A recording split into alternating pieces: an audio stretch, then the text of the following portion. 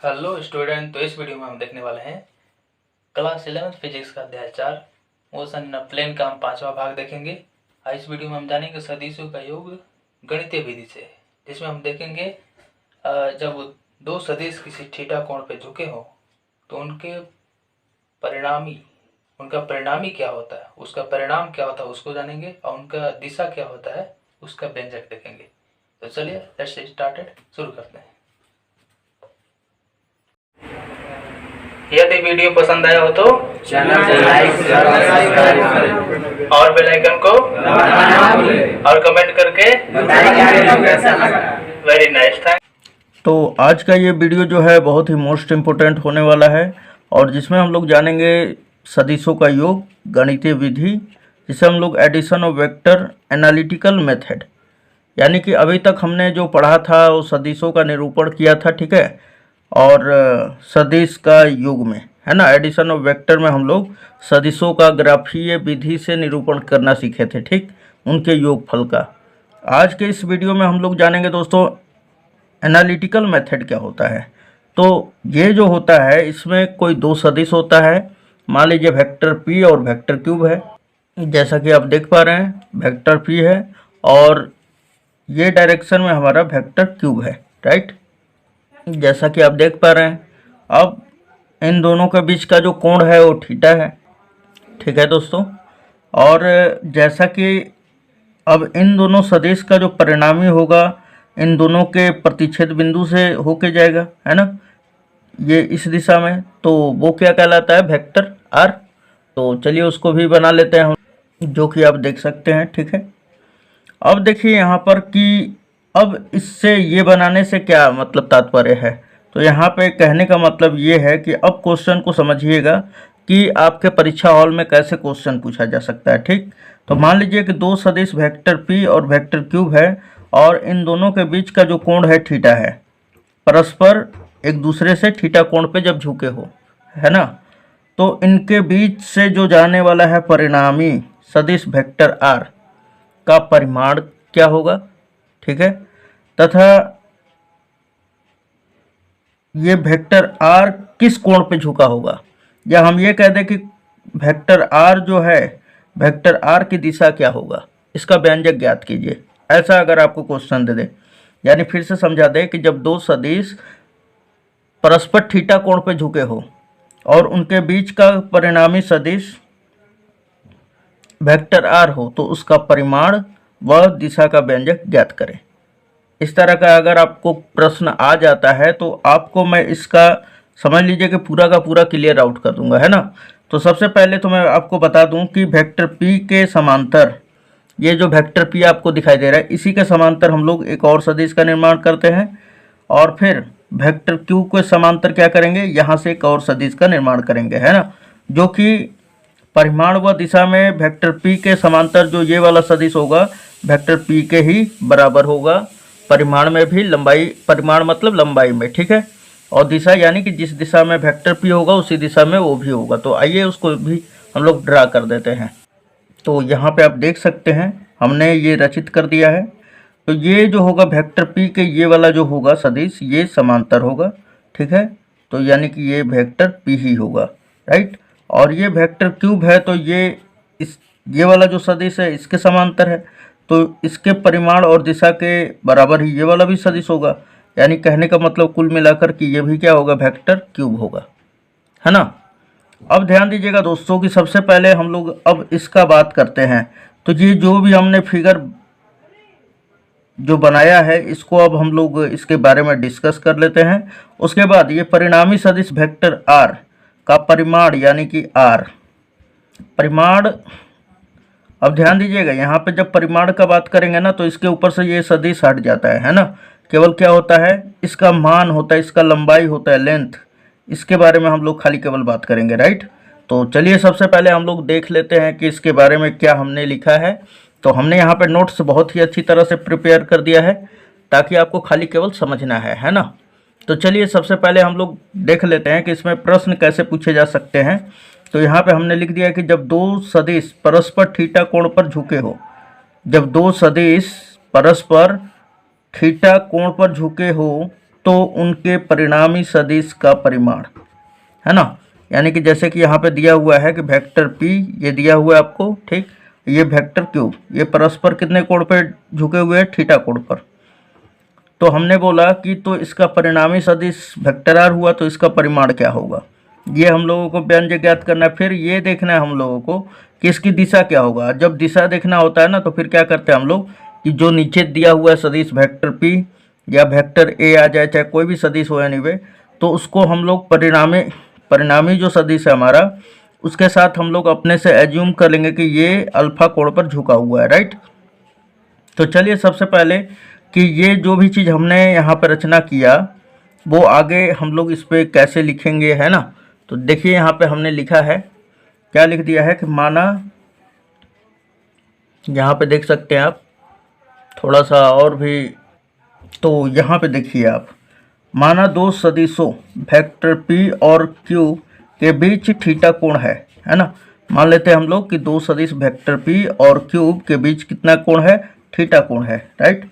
इन्हें समांतर चतुर्भुज OACB की दो संलग्न भुजाओं OA तथा OB द्वारा परिमाण एवं दिशा में सूचित किया गया है। यहाँ पर क्या कहा जा रहा है कि इन्हें समांतर चतुर्भुज OACB की दो संलग्न भुजाओं, यानी कि दो संलग्न भुजा है ना, ये समांतर चतुर्भुज है हमारा OACB की दो समांतर भुजा, संलग्न भुजा यानी साथ वाली भुजा है ना, यानी आसन्न भुजा है, जिसे हम लोग आसन्न या संलग्न या साथ वाला भुजा भी कर सकते हैं। तो यहाँ पे देखिए कि ये दोनों क्या है, एक साथ वाली भुजा हो जाएंगे, है ना। तो वही यहाँ पे OA तथा OB क्या है, संलग्न भुजा है। और ये दोनों जो है परिमाण एवं दिशा में निरूपित किया गया है, किसके, तो समांतर चतुर्भुज के, राइट। तो वही बात यहाँ पे लिखा गया है, ठीक। फिर से हम बता दें, इन्हें समांतर चतुर्भुज OACB की दो संलग्न भुजाओं, इन्हें OACB की दो संलग्न भुजाओं OA तथा OB द्वारा परिमाण एवं दिशा द्वारा निरूपित किया गया है या सूचित किया गया है। और इनका परिणामी सदिश वेक्टर r विकर्ण OC द्वारा परिमाण और दिशा में सूचित किया गया है या सूचित किया जाता है। जो इनका परिणामी सदिश है वेक्टर r, ये OC को हम लोग वेक्टर r द्वारा सूचित कर रहे हैं या OC द्वारा हम लोग विकर्ण द्वारा सूचित कर रहे हैं, प्रदर्शित कर रहे हैं, राइट। अब देखिए यहाँ पर ध्यान दीजिएगा थोड़ा सा कि अब हमने क्या किया कि OA सदिश को या हम लोग कहते हैं कि समांतर चतुर्भुज के OA भुजा को हमने आगे बढ़ाया, ठीक। और C से हमने एक लंब ड्रा किया यहाँ पर। तो लंब जब हमने गिराया तो क्या हो गया हमारा, OA लंब CD हो गया, यानी कि हमारा कहते हैं हम लोग कि CD जो है OA पर क्या है, लंब है, राइट। तो यहाँ पे हमने वही लिखा है यहाँ पर क्या कि पुनः OA को आगे बढ़ाकर इस OA भुजा को हमने क्या किया, आगे बढ़ाकर CD लंब OA खींचा, यानी कि ये CD जो है OA पर क्या है, लंबवत है, राइट। यहाँ पे आप देख सकते हैं जो CD भुजा है वो क्या है, OA पर लंबवत है ना। अब आगे देखिएगा दोस्तों, सबसे पहले अब हम लोगों को परिणामी सदिश का परिमाण ज्ञात करना है, यानी ये वेक्टर r का परिमाण ज्ञात करना है हमें, है ना। तो परिमाण ज्ञात करने के लिए सबसे पहले देखिए तो ये कहाँ तक जा रहा है, यहाँ तक। तो यानी कहीं ना कहीं आपको त्रिभुज इससे याद आ जाएगा क्या कि त्रिभुज OCD में, है ना, त्रिभुज OCD में अगर अब ये ज्ञात करना है तो आपको तो सिंपल सी बात है कि ये आपको लंब गिराना ही पड़ेगा, है ना। आप इस सदिश से नहीं यूज कर सकते हैं, राइट। तो देखिए अब थोड़ा सा और ध्यान देना है कि ये वेक्टर क्यूब है, ये वाला सदिश, तो इसी के समांतर ये भी सदिश होगा, है ना, जो कि ये भी क्या होगा, वेक्टर क्यूब ही होगा। तो ये बात ध्यान में रखिएगा। और ये वेक्टर p है तो ये भी क्या होगा, वेक्टर p ही होगा। तो चलिए आगे बढ़ते हैं अब हम लोग। तो समकोण त्रिभुज हमने बात किया क्या, OCD में, है ना। तो यहाँ पे हमने लिखा है त्रिभुज OCD में। और ये त्रिभुज कैसा है, तो जब हमने CD जो है OA पर लंब डाला है तो कहीं ना कहीं आपका ये एक समकोण त्रिभुज है। तो समकोण त्रिभुज में अगर आपको वेक्टर r निकालना है, वेक्टर r का परिमाण, है ना, तो सबसे पहले यहाँ पे क्या लगा देंगे, पाइथागोरस प्रमेय। और पाइथागोरस पर में क्या कहता है कि कर्ण का वर्ग जो होता है अन्य दो भुजाओं के वर्गों के योग के बराबर होता है। तो कहने का मतलब ये तो 10 क्लास में आप पढ़े ही होंगे। तो ध्यान दीजिएगा यहाँ पे कि जो कर्ण है वो क्या है हमारा ओ सी है ना। तो यहाँ पे हमने लिख दिया ओ सी का स्क्वायर बराबर क्या होता है हमारा लंब स्क्वायर प्लस आधार स्क्वायर। अब बताइए लंब क्या है हमारा सी डी और आधार क्या है ओ डी। तो यहाँ पे हमने लिखा है पहले ओ डी का स्क्वायर लिख लिया फिर प्लस सी डी का स्क्वायर, या आप इधर भी लिख सकते हैं या इधर भी लिख सकते हैं, कोई दिक्कत नहीं है, ठीक है। अब यहाँ पे ध्यान दीजिएगा दोस्तों सबसे पहले कि ओ डी किसके बराबर है। ये पूरा जो है ओ से लगाकर डी तक भुजा किसके बराबर है, तो हम ओ डी को तोड़ सकते हैं ओ ए प्लस ए डी में, है ना। सो यहाँ पे हमने लिख दिया है ओ डी के जगह पे क्या लिख दिया है, तो ये देखिए ध्यान से ओ सी किसके बराबर है ओ सी, तो ये वेक्टर आर के बराबर है, या वेक्टर आर का परिमाण क्या होगा तो आर होगा। तो यहाँ पे हम लोग आर का स्क्वायर कर देंगे, क्यों, क्योंकि यहाँ पे ओ सी का स्क्वायर है यहाँ पे, इसलिए आर का स्क्वायर, राइट। उसके बराबर दे देंगे ओ सी ओ डी किसके बराबर होगा, तो अभी हमने बताया ओ ए प्लस ए डी का होल स्क्वायर के, है ना, और फिर प्लस सी डी का स्क्वायर। इसको इक्वेशन फर्स्ट मान लीजिए, क्यों क्यों हम इसको इक्वेशन फर्स्ट मान रहे हैं, क्योंकि यहाँ पर देखिए कि वेक्टर ओ ए का तो हम लोगों को सदिश पता है कि वेक्टर पी होगा, लेकिन यहाँ पे देखिए ए डी का वैल्यू पता ही नहीं है। अब आगे देखिए यहाँ पर कि सी डी दिया हुआ है सी डी का स्क्वायर, और यहाँ पर देखिए आप कि सी डी का वैल्यू यहाँ पे पता ही नहीं है ना। ये तो हमारा ए सी है, ए सी जो है वेक्टर क्यू के बराबर है, लेकिन सी डी का मान नहीं पता है। तो चलिए अब इस चीज़ को हम लोग ज्ञात करते हैं, राइट। तो ध्यान दीजिएगा सबसे पहले कि आप त्रिकोणमिति का अनुप्रयोग में पढ़ चुके होंगे, यानी कि application of trigonometry class 10th में, है ना। वहाँ पे क्या होता था कि अगर आपको आधार निकालना है, यहाँ पे आधार क्या है ए डी, है ना, और कर्ण दिया हुआ है, और कोण क्या हो जाएगा तो थीटा हो जाएगा। कैसे होगा अभी ये कोण थीटा, क्योंकि ये दोनों क्या है संगत कोण है, राइट। तो ये थीटा होगा तो ये भी क्या होगा थीटा हो जाएगा, ठीक है। थोड़ा सा भी आपको प्रॉब्लम नहीं होना चाहिए समझने में। ये थीटा तो ये भी थीटा हो जाएगा, क्यों हो जाएगा, क्योंकि ये संगत दोनों कोण है, राइट। और संगत कोण क्या होते हैं आपस में बराबर।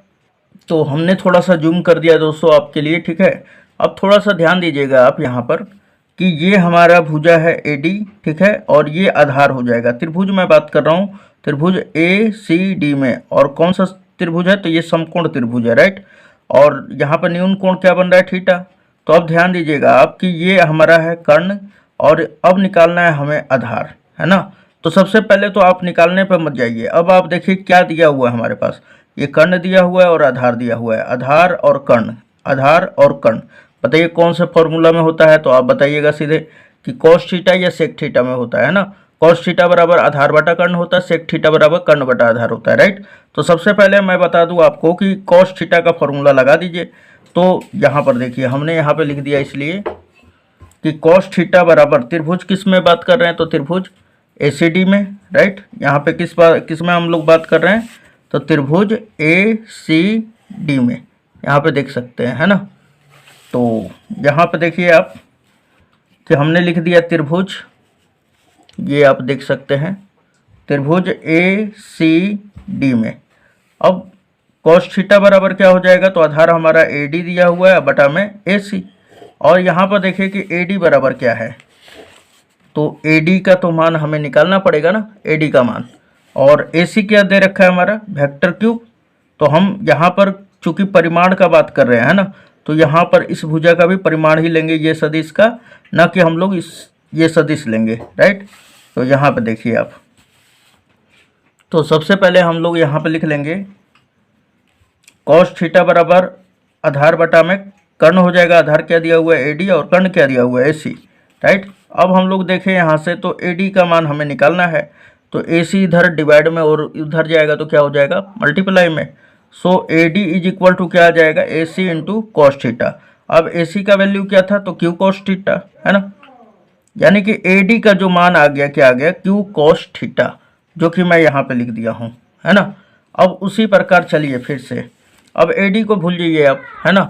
अब यहाँ पे देखिए कि ये कर्ण दिया हुआ है और लंब निकालना है। तो चलिए अब ध्यान देना है अब हम लोगों को कि लंब बटा कर्ण या कर्ण बटा लंब किस फॉर्मूला में होता है, तो आपका आंसर होगा साइन थीटा में होता है और कोसेक थीटा में होता है ना।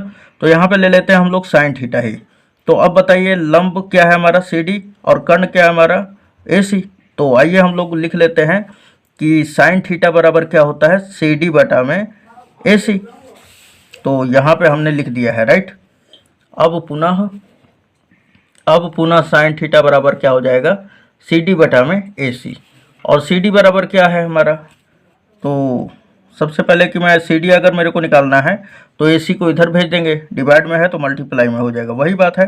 तो CD बराबर क्या आ जाएगा AC इंटू साइन थीटा। और अब देखिए कि CD क्या है हमारा, तो CD तो हमें निकालना था, AC क्या है तो वही वेक्टर क्यूब है ना। तो यहाँ पर AC की जगह पर हमने क्या रख दिया क्यूब। अब यहाँ पे वेक्टर नहीं रख सकते क्योंकि ये परिमाण का बात कर रहे हैं राइट, और ये हमारा साइन थीटा है ना। तो CD बराबर क्या मिल गया क्यूब साइन थीटा, जो कि यहाँ पे आप देख सकते हैं, ठीक है। अब देखिए यहाँ पर कि अब हमारे पास क्या है AD का भी वैल्यू आ गया है और CD का भी मान आ चुका है ना। तो अब इन दोनों मानों को अब यहाँ पे देखिए समीकरण 1 में आप देख पा रहे होंगे कि समीकरण 1 में R² बराबर क्या दिया हुआ है OA प्लस AD का होल स्क्वायर प्लस CD, और OA का मान तो यहाँ पे दिया हुआ है। OA किसको सूचित कर रहा है तो वेक्टर P को राइट, और वेक्टर P का परिमाण क्या होगा P होगा। तो आइए इस चीज़ को हम लोग अब लिखते हैं। तो यहाँ पे हमने लिख दिया है, इसलिए समीकरण 1 से, समीकरण 1 में क्या दिया हुआ है तो फिर से देख लीजिए आप, R² बराबर क्या दिया हुआ है OA प्लस AD का होल स्क्वायर। तो आइए अब हम लोग OA का मान हम लोग यहाँ पे रखते हैं। तो OA बराबर कितना है, तो देखिए यहाँ पे OA किसको सूचित कर रहा है तो P को, है ना। तो यहाँ पे देख सकते हैं आप OA किसको सूचित कर रहा है दोस्तों, तो वेक्टर P को। और वेक्टर P नहीं लेना है, यहाँ पे हमने बताया वेक्टर P का परिमाण लेना है राइट। तो यहाँ पे हम लोग P रख लेंगे। तो यहाँ पे क्या है हमारा समीकरण 1, तो दिया हुआ है OA प्लस AD का होल स्क्वायर, तो OA की जगह पे क्या रखेंगे P। तो यहाँ पे देखिए हमने ये R² तो लिख लिया वैसे ही के वैसे ही, है ना। और OA की जगह पर क्या रख दिया हमने P रख दिया, फिर प्लस। अब यहाँ पे देखिए कि AD किसके बराबर है, यहाँ पे AD है, तो AD किसके बराबर हमने निकाला है क्यूब कॉस थीटा। तो AD का मान हम लोग रख लेंगे यहाँ पर, तो क्यूब कॉस थीटा का होल स्क्वायर है तो होल स्क्वायर लिख देंगे राइट। अब प्लस CD, अब यहाँ पे देखिए कि CD यहाँ पे दिया हुआ है CD का स्क्वायर, तो CD का मान क्या आया हुआ है आप यहाँ पे देख सकते हैं CD is equal to Q sine theta है। तो हम लोग क्यू साइन थीटा यहाँ पे रख देंगे CD के जगह पर। तो यहाँ पे हमने रख दिया, और यहाँ पे चूंकि CD का स्क्वायर है इसलिए यहाँ पे क्या हो जाएगा स्क्वायर हो जाएगा। चलिए यहाँ तक तो आपको समझ में आ गया होगा राइट। अब आगे देखते हैं हम लोग, ये R² तो उसी तरह हो जाएगा।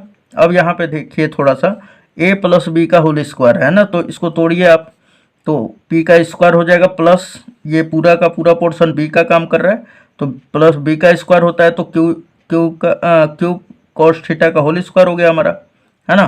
फिर फॉर्मूला क्या होता है प्लस 2AB, है ना। तो A का मान क्या है P, तो यहाँ पे P रख दिया, और B का जगह पे क्या है क्यूब कॉस थीटा, तो यहाँ पे इंटू करके क्यूब कॉस थीटा रख देंगे राइट। उसके बाद ये वाला पूरा पोर्शन उसी तरह। अब यहाँ पर ध्यान दीजिएगा कि P का स्क्वायर तो P² है ही, यहाँ पर जब इन दोनों पे होल स्क्वायर है तो क्या होगा क्यू का स्क्वायर भी होगा और कॉस स्क्वायर थीटा भी होगा। उसी प्रकार ये पूरा पोर्शन तो उसी तरह रह जाएगा, लेकिन यहाँ पे देखिए कि ये दोनों पे स्क्वायर है ना, क्यू पे और साइन थीटा पर, तो यहाँ पे क्या हो जाएगा क्यू का स्क्वायर और साइन स्क्वायर थीटा। तो इस चीज़ को भी हम लोग लिख लेते हैं जैसा कि आप यहाँ पे देख सकते हैं, ठीक है। अब देखिए दोस्तों, सबसे पहले कि मैं बता दूँ आपको कि ये वाला तो हमने एज इट इज, ये वाला तो सेम टू सेम उसी तरह चलते जाएगा, है ना। तो ये हमने लिखा, उसके बाद ध्यान दीजिएगा ये वाला तो लिखबे किए हम, उसके बाद ये वाला और ये वाला दोनों हमने क्या किया इकट्ठा लिख दिया है, ठीक, और इसे बाद में कर दिया है राइट। इतना समझ में आ गया होगा आपको। अब देखिए इन दोनों में से क्या कॉमन है, तो क्यूब स्क्वायर इसमें भी है और यहाँ पर भी है, तो दोनों में से निकाल लेंगे। तो यहाँ से निकालेंगे तो क्या बचेगा केवल खाली कॉस स्क्वायर थीटा, जो कि यहाँ पे रखा हुआ है ना। फिर प्लस है तो प्लस दे दिया हमने, यहाँ से क्यू स्क्वायर निकाल लेंगे तो क्या बचेगा साइन स्क्वायर थीटा राइट। ये plus 2p Q cos theta हो जाएगा, तो हमने यहाँ पे लिख लिया, और ये P² तो P² हमने लिख लिया, ठीक। चलिए आगे देखते हैं हम लोग। ध्यान दीजिएगा आप थोड़ा सा कि क्यूब स्क्वायर हमने कॉमन किया, तो यहाँ पे देखिए cos square theta plus sine square theta आ रहा है, तो आप क्लास 10th में ही पढ़ के आए होंगे ज़रूर। अगर आपका बढ़िया परसेंटेज होगा या आप त्रिकोणमिति बहुत बढ़िया से पढ़े होंगे तो आपको ये एनालिसिस हो गया होगा कि ये इसका मान क्या होता है, वैल्यू क्या होता है। तो आप जानते हैं sign square theta plus cos square theta बराबर 1 होता है। सो यहाँ पे क्यू स्क्वायर और यहाँ पर क्या रख देंगे 1। तो वही यहाँ पे लिख दिए हैं कि पी स्क्वायर तो एज इट इज उसी तरह रह जाएगा, फिर प्लस है तो प्लस क्यू स्क्वायर उसी तरह, और इसका वैल्यू क्या हो जाएगा 1, राइट। फिर प्लस 2pq कॉस थीटा, तो ये हमने लिख दिया है ना। अब ध्यान दीजिएगा थोड़ा सा आप कि आर स्क्वायर है तो स्क्वायर भेज देंगे तो रूट चढ़ जाएगा, चूंकि तो हमें परिणामी सदिश का परिमाण ज्ञात करना है ना। क्या ज्ञात करना है दोस्तों? परिणामी सदिश का परिमाण ज्ञात करना है। तो केवल हमें तो आर स्क्वायर चाहिए नहीं, केवल आर चाहिए, तो यहाँ पे स्क्वायर है तो भेज देंगे तो रूट चढ़ जाएगा। जो कि यहाँ पे आप देख पा रहे हैं ये पी स्क्वायर हमने लिख लिया प्लस ये क्यूब स्क्वायर का 1 में गुणा करेंगे तो क्यू स्क्वायर ही होगा, तो और यहाँ पे लिख देंगे हम लोग क्यू स्क्वायर, फिर प्लस है तो plus 2p³ cos theta as it is उसी तरह रह जाएगा, राइट। तो यानी कि हमारा जो वेक्टर आर था उसका परिमाण क्या निकल के आया, तो आर बराबर √p square plus cube square plus 2p³ cos theta, है ना। और यही परिणामी सदिश का परिमाण होता है। तो उम्मीद है दोस्तों ये पूरा का पूरा समझ में आ गया होगा। अब बात कर लेते हैं कि परिणामी सदिश वेक्टर आर, है ना। जैसे दोस्तों यहाँ पे देखिए कि वेक्टर आर ये है हमारा, तो यहाँ पे हमने बोला कि अब वेक्टर ये जो आर है परिणामी सदिश ये किस दिशा में जा रही है या इसकी दिशा कैसे निकालें, उसका व्यंजक क्या होगा, राइट। तो सबसे पहले यहाँ पे देखिए कि वेक्टर आर जो है वेक्टर पी के साथ थीटा अल्फा कोण बना रहा है ना। मान लेते हैं हम लोग कि अल्फा कोण पर ये झुका हुआ है ना। तो अब ध्यान दीजिएगा सबसे पहले कि यहाँ पे हमें क्या क्या दिया हुआ है, तो सी डी का भी मान हमने निकाल लिया है ना। और त्रिभुज ओ डी सी या ओ सी डी एक समकोण त्रिभुज है, राइट। तो ध्यान दीजिएगा यहाँ पर कि अब अगर हमें अल्फा निकालना है, ये अल्फा ही निकाल देंगे तो क्या हो जाएगा, ये वेक्टर आर का किस कोण पे झुका हुआ है, अर्थात ये पता चल जाएगा कि इसकी दिशा क्या है ना। तो सबसे पहले ध्यान दीजिएगा कि अगर मेरे को अल्फा निकालना है तो यहाँ पे हमारा आधार क्या दिया हुआ है ओ डी और लंब क्या दिया हुआ है सी डी। तो सबसे पहले हम लोग क्या करते हैं कि tan अल्फा का लगा देते हैं फॉर्मूला, है ना, और निकल जाएगा हमारा। तो ये कुछ इस प्रकार है। अब ध्यान दीजिएगा कि tan अल्फा बराबर क्या हो जाएगा, तो tan थीटा बराबर लंब बटा आधार होता है, और यहाँ पे लंब क्या दिया हुआ है सी डी और आधार क्या दिया हुआ है ओ डी। तो यहाँ पे tan अल्फा, यहाँ पे कोण चूंकि क्या बन रहा है alpha, so tan alpha is equal to C D बटा में ओ डी होगा। तो यहाँ पे वही लिख दिया है हमने कि अब परिणामी सदिश वेक्टर आर का दिशा यदि वेक्टर आर व पी के बीच कोण अल्फा हो, है ना, जैसा कि हमने दिखाया। तो tan अल्फा बराबर क्या हो जाएगा लंब बटा आधार, लंब क्या दिया हुआ था सी डी और आधार क्या दिया हुआ था ओ डी। और सी डी का मान हमने बताया था आपको कि क्या है हमारा, तो क्यूब साइन थीटा। चलिए दिखा देते हैं हम आपको, जैसे कि यहाँ पे हमने निकाला था सी डी का मान, राइट। तो ये देखिए सी डी का मान क्या है हमारा, सी डी का मान क्यू साइन थीटा है, राइट। और यहाँ पे हम लोग बात कर ले ओ डी का, ओ डी, है ना। तो ओ डी को अगर दो भागों में हम लोग विभक्त करें तो ओ ए प्लस क्या हो जाएगा ए डी, और ओ ए का मान क्या है पी है हमारा, और ए डी का मान क्या है, तो पी का ए डी का यहाँ पे दिया हुआ है, देखिए ए डी का हमने यहाँ पे निकाला है क्यू कॉस थीटा। तो सिंपली बस आपको रख देना है ना। तो क्या रखेंगे आप, सी डी का मान क्या रखेंगे, तो सी डी का मान ये रखेंगे क्यू साइन थीटा, और ओ डी का मान क्या रखेंगे, तो ओ ए प्लस ए डी, ओ ए मतलब पी प्लस ए डी का मान क्या है क्यू कॉस थीटा, है ना। तो P plus q cos theta हो जाएगा, किसका वैल्यू ओ डी का। तो यहाँ पे वही रख दिया हमने। तो यहाँ पे आप देख सकते हैं, तो सी डी के जगह पे क्यू साइन थीटा अपॉन में ओ डी बराबर क्या रख देंगे P plus cube cos theta, right. यहाँ पे आप ये क्यूब है। अब ध्यान दीजिएगा यहाँ पे कि हमें तो अल्फा निकालना है ना कि जो परिणामी सदिश है वो किस कोण पर झुका हुआ है, राइट। तो tan इधर भेज देंगे तो क्या हो जाएगा tan इनवर्स हो जाएगा। तो यहाँ पे हमने क्या लिख दिया tan inverse q sine theta upon में p plus q cos theta, और यही क्या हो जाएगा दोस्तों, तो परिणामी सदिश अर्थात वेक्टर आर की दिशा आप इस सूत्र से ज्ञात कर सकते हैं, राइट। तो अब इसमें बन जाता है हमारा केस, जिसमें हम लोग देखेंगे, इस पर केस लगाएंगे, ठीक है। केस नंबर फर्स्ट होगा, सेकंड होगा जब थीटा का मान, यहाँ पर जब थीटा का मान हम लोग 0 डिग्री ले, है ना, अर्थात कहने का मतलब है कि वेक्टर पी और वेक्टर क्यू जब एक ही दिशा में हो, है ना।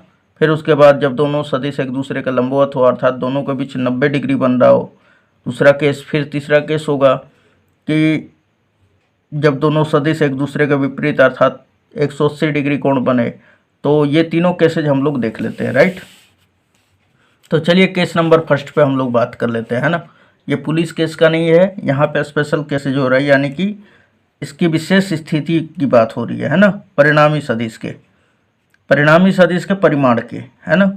तो यहाँ पे देखिए कि जब वेक्टर पी व क्यूब एक ही दिशा में हो, यानी कि इसको मैं अगर आपको फिगर के माध्यम से बताऊं तो कहने का मतलब है कि अगर वेक्टर पी, मान लीजिए कि यहाँ पे हमने रफ साइड में बताना शुरू कर रहा हूँ, ठीक है। वेक्टर पी और वेक्टर क्यूब ये दोनों ले लिया हमने, मान लीजिए कि वेक्टर पी है और ये क्या है, वेक्टर क्यूब है। ये दोनों क्या है, एक दूसरे के मतलब एक ही दिशा में है, राइट। तो जब एक ही दिशा में होगा अर्थात क्या होगा, समांतर होगा, या एक ही पे होगा या दूर दूर भी हो सकता है, लेकिन समांतर होगा। तो इन दोनों के बीच का जो कोण होगा वो क्या होगा, 0 डिग्री होगा। और जब 0 डिग्री होगा तब फिर क्या होता है, तो यहाँ पर रखिए, तो जब वेक्टर पी व क्यूब एक ही दिशा में हो तो थीटा बराबर क्या हो जाता है, 0 डिग्री होता है, राइट। और जब थीटा का मान 0 डिग्री होगा तो आप यहाँ पर रख देंगे सिंपली, तो आर बराबर क्या होता है, √पी² प्लस क्यूब² प्लस 2p³ कॉस थीटा की जगह पे क्या रख देंगे, 0 डिग्री। और कॉस 0 डिग्री का मान क्या होता है दोस्तों, 1। तो सिंपली आप यहाँ से यहाँ तक वही रख देंगे, और यहाँ पे 2p³ और कॉस 0 डिग्री का मान 1, तो इसमें मल्टीप्लाई करेंगे तो उतना ही हो जाएगा। अब देखिए थोड़ा सा आप कि ये किस फॉर्मूला में बैठ रहा है, तो a² plus b² plus 2ab, तो ये किसके बराबर होता है, a प्लस बी के होल स्क्वायर के, है ना। सो a प्लस बी का होल स्क्वायर जब हो जाएगा अर्थात p प्लस क्यूब का होल स्क्वायर होगा रूट के अंदर, और रूट के बाहर हम लोग निकालेंगे तो क्या बचेगा, p प्लस क्यूब, है ना। तो यहाँ पर ध्यान दीजिएगा कि जो p प्लस क्यूब आया अर्थात परिणामी सदिश के परिमाण का जो योगफल आया है दोनों सदिशों का, थीटा का मान 0 डिग्री लेने पे, कब, जब वेक्टर p व वेक्टर क्यूब एक ही दिशा में हो तब। तो जो r होता है हमारा, यानी परिणामी सदिश का परिमाण जो होता है वो मैक्सिमम होता है, यानी अधिकतम होता है ना। तो यहाँ पे हम लोग कह देंगे कि दोनों सदिशों का जो योगफल होगा वो किसके बराबर होगा, तो वो अधिकतम होगा, है ना। अधिकतम आप दोनों सदिशों का योगफल पा सकते हैं जब दोनों सदिशों के परिमाण को जोड़ते हैं। चलिए आगे केसेज देख लेते हैं हम लोग। यहाँ पे लिखा हुआ है कि जब वेक्टर पी व वेक्टर क्यू परस्पर विपरीत दिशाएं में हो, तो आप सोच रहे होंगे कि यहाँ पे थीटा बराबर 0 लिए तो अब 90 डिग्री क्यों नहीं ले रहे हैं, यहाँ पे मैक्सिमम है तो दोस्तों अब मिनिमम पर सीधे हम लोग बात कर लेते हैं ना। तो यहाँ पे लिखा हुआ है कि जब वेक्टर पी व क्यू परस्पर विपरीत दिशाओं में, यानी मान लीजिए कि वेक्टर पी जो है इस डायरेक्शन में है तो वेक्टर क्यूब किस दिशा में होगा, मान लेते हैं इस दिशा में होगा, राइट, ये इस दिशा में। तो अब बताइए यहाँ पर ये मान लेते हैं मेन, तो अब हम लोग बोलते हैं कि ये दोनों के बीच का कोण क्या होगा, 180 डिग्री होगा, है ना। यहाँ पे भी रख सकते हैं, कोई दिक्कत नहीं है, लेकिन आपको ये जो है एक ही जगह से मिला देना है ना। तो इन दोनों के बीच का कोण क्या हो जाएगा, 180 डिग्री हो जाएगा, राइट। तो यहाँ पे रख दीजिए बस सिंपली आप। तो यहाँ पे जब हम लोग रखेंगे तो यहाँ पे थोड़ा सा आपको हल करके दिखा दें कि देखिए यहाँ पे जैसे r बराबर हमने यहाँ पे लिखा था p² प्लस क्यूब² प्लस 2p³ कॉस 180 डिग्री, तो यहाँ पे कॉस 180 डिग्री का जो मान होता है -1 हो जाता है, राइट। तो यहाँ पे आ जाएगा क्या, देखिए यहाँ पे मैं बता देता हूँ। तो r का जो मान होगा ये क्या आ जाएगा, p² प्लस क्यूब² माइनस 2p³ आ जाएगा। क्यों, क्योंकि कॉस 180 डिग्री का मान एक -1 जब रखेंगे हम लोग तो -1 का प्लस 2p³ में गुणा होगा तो ये माइनस हो जाएगा, और यहाँ पे आप देखिए a square plus b square minus 2ab हो जा रहा है, तो ये क्या हो जाएगा, यानी ये हो जाएगा वेक्टर r बराबर root under p minus cube का होल स्क्वायर, राइट। और इन दोनों का होल स्क्वायर है तो यानी कि रूट के अंदर से एक बाहर हो जाएगा, तो यानी फाइनली ये मिलेगा p माइनस क्यूब, जो कि किसके बराबर होगा, r के। और ये जो होता है यानी कि थीटा का जब दोनों सदिश एक दूसरे के विपरीत होता है, अर्थात थीटा का जो मान होता है 180 डिग्री होता है, तब r यानी कि परिणामी सदिश का जो परिमाण आता है वो मिनिमम होता है। कब, जब पहले सदिश में से दूसरे सदिश का परिमाण घटा देंगे तो, है ना। चलिए आगे देखते हैं हम लोग। जब दोनों सदिश एक दूसरे के लंबवत हो अर्थात 90 डिग्री पे हो तब फिर क्या होगा, तो यहाँ पे हमने लिख दिया है कि जब केस नंबर 3 में, तो वही यहाँ पे इसमें लिख दिया है कि r minimum is equal to p minus cube, है ना। और केस नंबर 3 में क्या हो जाएगा कि जब वेक्टर p व वेक्टर क्यूब एक दूसरे के लंबवत हो, यानी लंबवत मतलब एक दूसरे से पूरा परपेंडिकुलर हो, जैसे कि आप देख सकते हैं यहाँ पर मैं बना कर दिखा दे रहा हूँ। जैसे फॉर द एग्जांपल यहाँ पर ले लेते हैं हम लोग, मान लीजिए कि ये वेक्टर p है, राइट, और ये वेक्टर क्यूब है, तो ये दोनों क्या है, एक दूसरे के लंबवत है, यानी इन दोनों के बीच का जो कोण बन रहा हो 90 डिग्री हो, तब फिर क्या होगा, तो फिर क्या होगा यहाँ पे रख लेते हैं हम लोग। तो यहाँ पे देखिए मैं आपको रख के दिखा देता हूँ। तो r बराबर क्या था हमारा, root under p square plus cube square, है ना, प्लस 2p क्यूब, और कॉस 90 डिग्री रख देंगे थीटा के जगह पे। कॉस 90 डिग्री का मान क्या होता है, 0, 0 में इन दोनों का गुणा करेंगे तो 0 हो जाएगा, है ना। तो ये पोर्शन तो पूरा का पूरा खत्म हो गया, यानी प्लस 0, और इससे पहले क्या है, p square plus cube square, है ना। तो रूट के अंदर क्या बच जाएगा, केवल खाली p square plus cube square. तो ये हमारा r परिणामी का वेक्टर r परिणामी का ये परिमाण है, राइट। और ये किसके बराबर होगा, तो root under p square plus cube square के, ठीक। तो ये हमने लिख दिया। अब इसी प्रकार अगर आपको दिशा पर भी लगाना है, अगर आपको यहाँ पर दिशा पर, है ना, तो दिशा पर भी हम लगा के आपको बता दे रहे हैं यहाँ पर कि जब थीटा का मान आप अगर 0 डिग्री ले लेते हैं, राइट, यहाँ पे थीटा का मान 0 डिग्री, तो साइन 0 डिग्री का मान क्या होता है, 0 होता है, और 0 बटा में समथिंग कुछ भी हो तो ये सारा का सारा पोर्शन क्या मिलेगा, यानी कि जब थीटा का मान 0 डिग्री होगा, अर्थात जब दोनों सदिश एक ही दिशा में होंगे तो थीटा का मान क्या होगा, 0 डिग्री। तो अब मैं पूछूं कि तो अल्फा, वो जो परिणामी सदिश होगा उसका झुकाव क्या होगा, तो उसका भी 0 डिग्री हो जाएगा, उसका जो वैल्यू आएगा वो 0 आएगा, राइट। चलिए अगेन हम लोग देख लेते हैं, यानी 0 डिग्री पे एक दूसरे से झुके रहेंगे, तो हमारा परिणामी सदिश जो होगा वो 0 डिग्री पर झुका होगा, राइट। अच्छा, यहाँ पे अब आगे देख लेते हैं हम लोग कि जब 180 डिग्री हो थीटा का मान तब फिर कितना डिग्री बनेगा। तो सबसे पहले 90 डिग्री धर लेते हैं, थीटा का मान अब 90 डिग्री रखते लेते हैं। तो साइन 90 डिग्री का मान कितना होता है दोस्तों, तो साइन 90 डिग्री का मान आपका होता है 1, और कॉस यहाँ पे 90 डिग्री रखेंगे तो 0 हो जाएगा, है ना। तो ये पोर्शन तो खत्म हो जाएगा, बचेगा ऊपर, तो ये 1 में क्यूब का गुणा होगा तो क्यू बटा में p, यानी कि अल्फा बराबर आपको मिल जाएगा tan इनवर्स क्यूब बटा में p मिल जाएगा, राइट। तो यानी कि जब थीटा का मान 90 डिग्री हो अर्थात दोनों सदिश जब एक दूसरे का लंबवत होगा तो जो अल्फा का मान आएगा वो tan इनवर्स क्यू बटा में p आ जाएगा। अब उसी प्रकार जैसे कि हमारा और एक ले लेते हैं हम लोग कि थीटा का जब मान 180 डिग्री हो, है ना, ये 90 डिग्री पे हमने बताया था।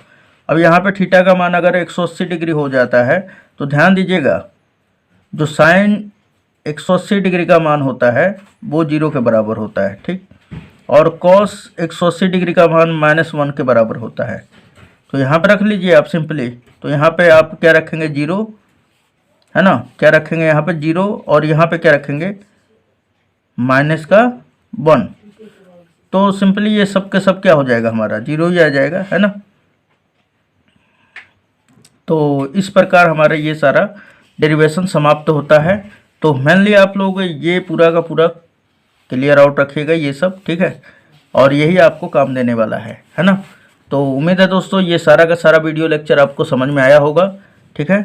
और वीडियो अगर आपको अच्छा लगता है तो लाइक ज़रूर करिएगा, ठीक है। बहुत मेहनत लगता है बनाने में, है ना। और अपने दोस्तों में ज़रूर शेयर कीजिएगा ताकि लोगों को भी पता चले और वो भी अपना प्रिपरेशन कर सके, ठीक है। और हाँ, वीडियो कैसा लगा कमेंट में ज़रूर बताएं और किस टॉपिक पे चाहिए आपको। और एक बात और बता दें आपको कि केमिस्ट्री का बहुत ही मोस्ट इम्पोर्टेंट टॉपिक सारा बढ़िया अच्छी तरह से हमारे इस चैनल पे अवेलेबल है ना। केमिस्ट्री, फिजिक्स, मैथमेटिक्स सारा ऑल जितना भी चैप्टर है सारा का सारा इस पे आपको पढ़ाया जा रहा है, ठीक है। टीचर एकदम लगे हुए हैं इस पर। तो आप मेरे चैनल पर अगर नए हैं तो प्लीज़ सब्सक्राइब जरूर कर लीजिएगा, बेल आइकन को ज़रूर दबा दीजिएगा। सब्सक्राइब कीजिए या मत कीजिए लेकिन बेल आइकन को ज़रूर दबा दीजिएगा ताकि जो आने वाला नोटिफिकेशन होगा वो सबसे पहले आप तक पहुंच जाएगा, है ना। तो चलिए मिलते हैं नेक्स्ट